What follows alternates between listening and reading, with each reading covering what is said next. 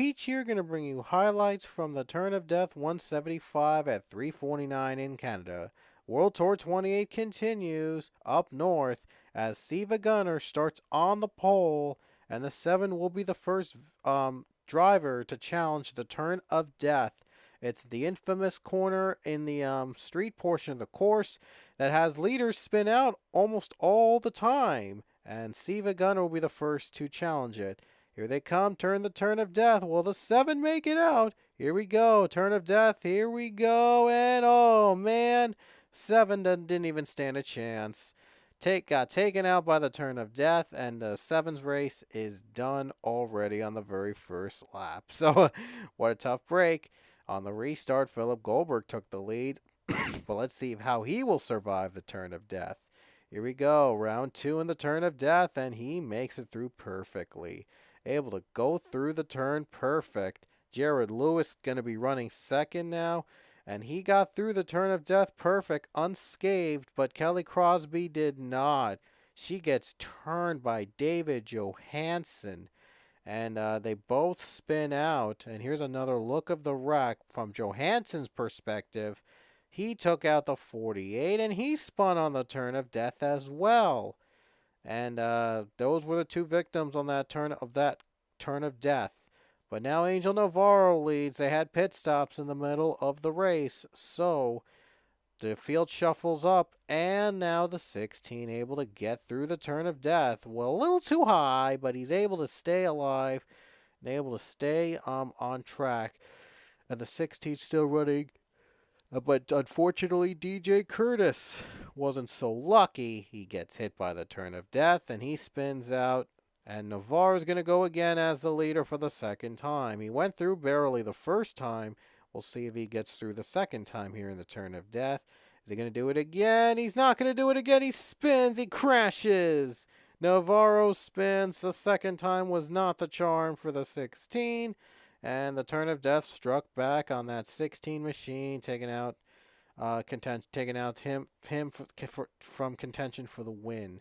And the restart was weird because the pace car didn't go up to pit road. Sometimes it does that. It's another glitch in the Turn of Death, and I don't understand why it always happens. But now look at the 5 machine. Look at Johnny Gardner go by Jared Lewis for the lead. Not even to the Turn of Death, he makes the pass work. I wonder if it's part of his strategy, though. I wonder if Jared Lewis is letting the 5 go because he wants the 5 to face off the Turn of Death as the leader, and things would get interesting. But look at Lewis. He's just trying to fight back. They're going side by side heading into the Turn of Death. So this might be interesting to see who will survive out of the Turn of Death. Johnny Garner or Jared Lewis. Here we go. Turn of Death will decide who gets through. And who's going to go through the Turn of Death? Oh, both did, but Johnny Garner went too high, and Jared Lewis sees this as an opportunity to take the lead. He will try to retake it from Garner. Garner fighting back, though, for the race lead. Can he try to get the 5 right here? No, and he gets the 2 machine goes by, and Garner's second place. Lewis retakes the lead down to the Turn of Death. So the caution flag did come out early. It was not for the Turn of Death incident. It was for the restart that happened. And believe it or not, the pace car stuck in that road caused a massive pile up. I'm not sure what was going on through Alex Hawkins' mind right there, trying to ride that pace car. I don't know if he was trying to push it out or something, but he caused a pile up. A lot of cars went out of the race. More pit stops with 2 laps to go. Jacob Lawler leading.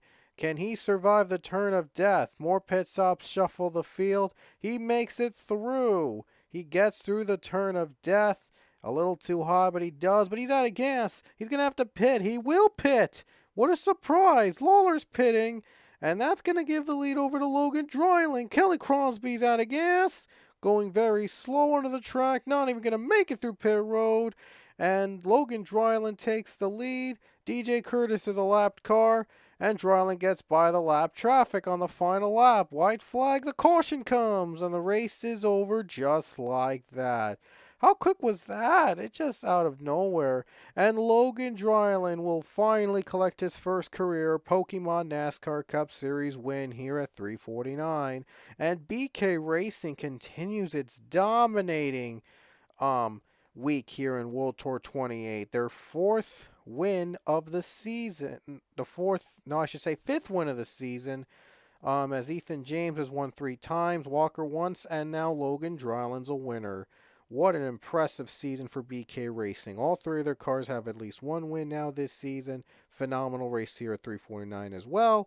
We will see you at our next race at Calder Park, Australia. The ovals take over, and we'll see you down under in Australia.